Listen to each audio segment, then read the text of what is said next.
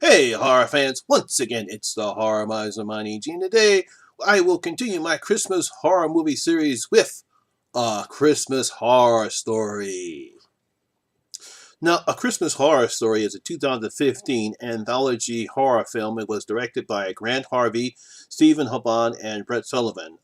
It is a anthology horror movie with horror short stories interwoven by a DJ that stars William Shatner. He plays as a DJ, and we have these four stories that take place, I believe, on Christmas Eve or a few days before Christmas Eve.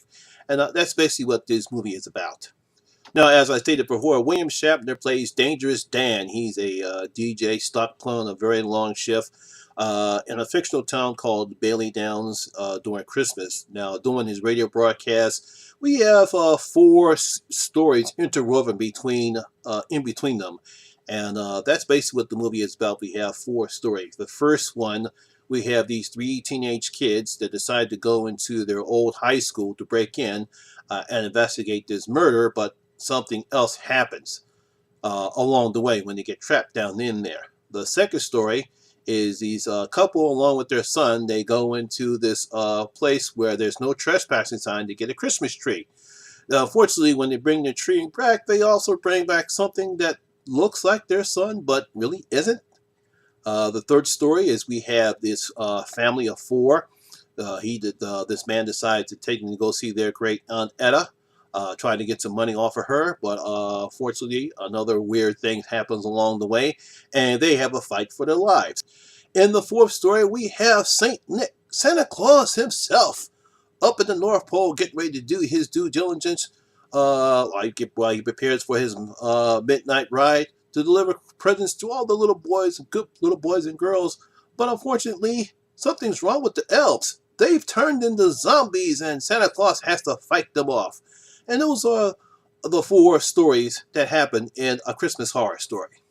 Now, this came out last year, and a lot of people that I know, especially on YouTube, they really like this anthology story. They say it was very good. All the stories have some was pretty good, especially the Santa Claus bit story. They loved the zombie elves, and I actually liked the zombie elves. They were funny. They were ridiculous. They cursed up a storm. It was like a little play on how the elves got pissed. The elves ever got pissed off at Santa. It's sort of a play if the elves ever got pissed off at Santa, and this is them getting back at Santa. And Santa Claus is actually sort of a badass as he kicks ass throughout the place. And of course, he has his big battle with his alter ego Krampus, which I thought was pretty good. We also have some other good stories. The three teenagers, they go into their old high school, they get stuck in the basement, and what they perceived as what could be a murder of these two people earlier in the year turns out to have a twist on their own. I think the weakest one out of the bunch is probably the family story. That's because the characters really weren't developed enough. There wasn't enough time to develop them, so we really don't care anything that happens to them. I did like the little twist at the end of that particular story, but overall, that was the weakest one, and the best one was, of course, was the Santa Claus story. I really didn't care that much for the three teenagers. That looked like a standard PG-13 little short story.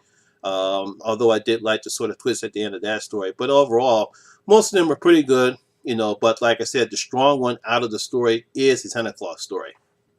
The one good thing that this film does have, they have some pretty good practical effects in the story. All the stories were shot pretty well. There was a lot of nice exterior shots, especially in the third story. I like how they use the danger to put some tension in. So I do give them that in the story of all the families. And also, the one thing I did like about the third story, even though it's the weakest one, we do find some truths that come out of that one as well. I won't spoil it here, but I did like how that story played out. I also like the story with the couple. I like that was a pretty good story. We see that the father has a troubled past that gets brought up, and it seems like the wife is also she has her reservations about whether or not he can be a good husband and a good father.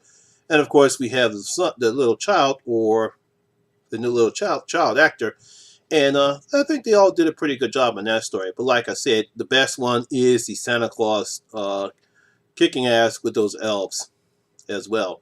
All around, we see William Shatner talking, and I would pay attention to what he's saying because there is a twist to what's happening, what he's saying, and the stories itself. And I did like that twist, and I didn't see that coming. So I do give the film writers and the directors very good in keeping that twist happening until the end of the movie. People who've seen this movie know what I'm talking about. But if you want to know what that twist is, you definitely should see this movie. Now, the one thing I didn't like about this particular one, and it seemed the one thing I didn't like about this, it seemed like they kind of stretched the stories out too far, and unfortunately, it sort of loses its strength and it starts to drag a bit because what they did, which I thought was I guess they thought it was a nice idea, because normally with anthology shows, movies like this, you have the one story and then that's it. Then you have the second story and then that's it. And then you have the third story. The way they filmed this, we have parts of the first one, parts of the second one, parts of the fourth one. It's like they introduce each part of the story at one time, and then we go back and forth with them. So unfortunately, when by the time you get invested in one part of the story, they cut it off and they go to another part of the story, and now you lose that momentum that you saw at the first part, and then you have to regain that momentum back. And I think that's really not a great way to do an anthology movie. You want to keep your audience engaged, and you shouldn't have to re-energize your audience when you cut off from a good part of that particular story, and then you go back to another part of another story, and that story is just not getting to the good part yet. So you kind of have your audience flat, gassed. It's like, wow, wow, that was real good, that was real good. And all of a sudden, you're stuck, and you wait a minute. Can we go back to that other scene? That was pretty good. Now, and your audience has to calm down, and the adrenaline comes down, and then by the time you pick it back up again, you switch back over to the main other story, and then you got to get that back up again. So I really didn't like the fact that they kept switching stories back and forth. That's the only thing I didn't like about that particular picture. If you're going to do an anthology movie, tell one story. Once that's done, go to the next story. Now, I understand that they were trying to do something different, and I understand they wanted to keep it in the Christmas spirit. But to me, out of all the anthology movies I've seen before, they always work because you can actually have a central story. Creepshow 2 is one of the best examples of an anthology story. You can have a main part, as Creepshow 2 did, and you can tell the other stories and still have an effective main story. So I think the next time that they want to do something like this, don't have your audience geared up after one story and then they cut away from it and you go back to another story that doesn't have the same juice. So that's really one of the main complaints I would have about A Christmas Horror Story. Overall, like I said, I did enjoy the this movie. I love the practical effects. I love the badass Santa kicking ass, and I really enjoyed this picture. Other than that, the fault that I really had, other than my main complaint, I really enjoyed the movie very much. So on my scale of 1 to 10, I'm gonna give A Christmas Horror Story 6.5. So, my horror fans, have you seen A Christmas Horror Story?